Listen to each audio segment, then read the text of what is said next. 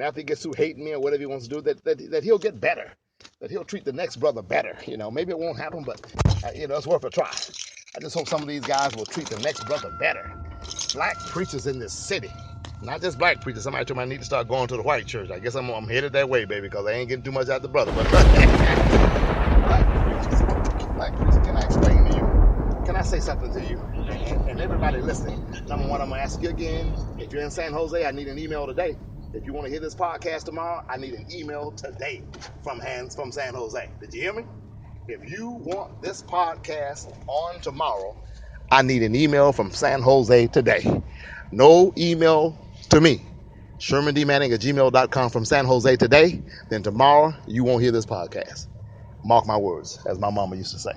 But anyway, back to preachers. I just want to say, preachers, we have to do better than this. We have to do better than this. We have to embrace the brethren. We have to reach out to the brethren. We have to reach out and touch the brethren. Can I say this with all due respect to my good friend Pastor Thompson, to my good friend Pastor Howard, to all the preachers, Pastor Terry Wilson and Pastor Pitchford, all my buddies, the guys that I preach for, the guys I haven't preached for, the guys that love me, the guys that like me, the guys who don't know whether they love me or like me yet. Can I just say to y'all, what would you always know? What would Jesus do? What would you do if Joseph had just gotten out of jail? What would you do?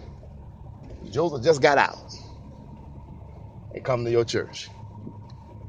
Would you interview him, quiz him? What were you in prison for? The case over with, yeah? Did you beat it? How'd you get out?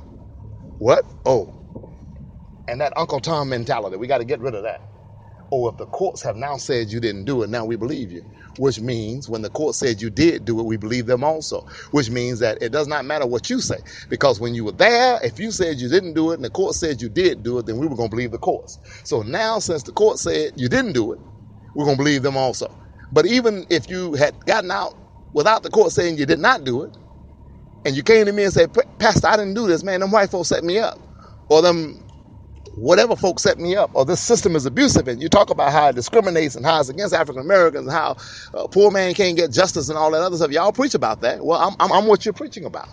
You're not going to believe me, Pastor, Mr. President, Mr. Vice President, whoever you are, unless the courts have already given me that stamp of approval. That's not God-like.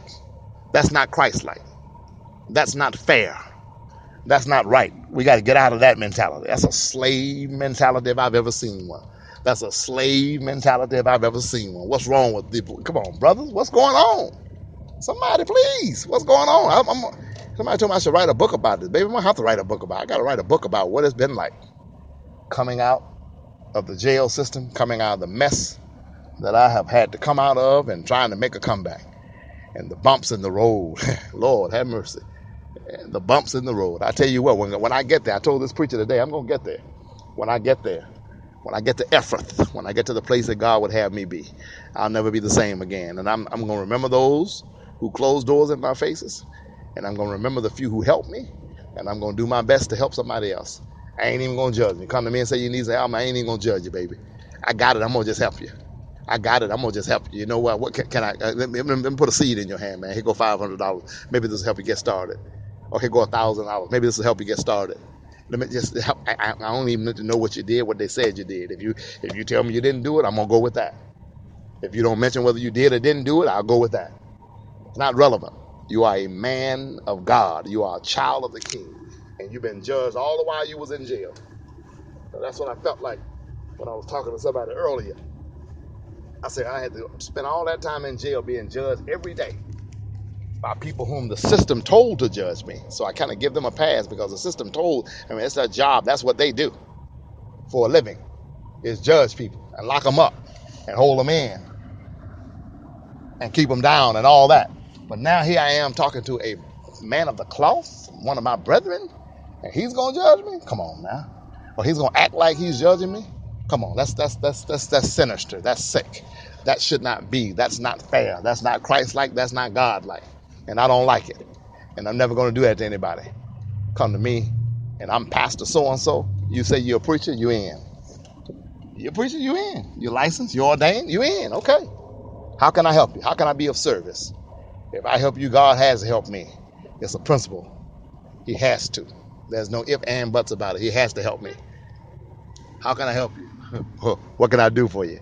God bless you. I'll talk to y'all later. Tell everybody to listen to this podcast. Go to YouTube, look at my videos. Get the book, The Truth About O.J. Simpson, Race, Class, Money, and Justice. Sherman D. Manning, goodbye.